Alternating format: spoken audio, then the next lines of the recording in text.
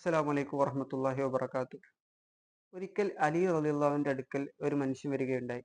ആ മനുഷ്യനെ സംബന്ധിച്ചിടത്തോളം അദ്ദേഹം ഒരു അടിമയാണ്. തന്റെ യജമാനനുമായി അദ്ദേഹം ഒരു നിശ്ചിത രൂപ കരാറിലുണ്ട്. ആ കരാർ അദ്ദേഹം പൂർത്തീകരിക്കുകയാണെങ്കിൽ അദ്ദേഹത്തിന് ആ അടിമത്തത്തിൽ നിന്ന് മോചിതനാകാം. പക്ഷെ ആ കരാറ് പൂർത്തീകരിക്കാനുള്ള സമ്പത്ത് അദ്ദേഹത്തിന്റെ അടുക്കലില്ല. അതുകൊണ്ടാണ് അദ്ദേഹം സഹായത്തിന് വേണ്ടി അലി റളിയല്ലാഹുവിനെ സമീപിച്ചത്. അപ്പോഴാണ് അലി റളിയല്ലാഹു അദ്ദേഹത്തിന് ചില കലിമാത്തുകൾ, ചില വാക്യങ്ങൾ പഠിപ്പിച്ചു കൊടുക്കുന്നത്. അത് റസൂലുള്ളാഹി സ്വല്ലല്ലാഹു അലൈഹി വസല്ലം അലി റളിയല്ലാഹുവിന് പറഞ്ഞു കൊടുത്തതാണ്.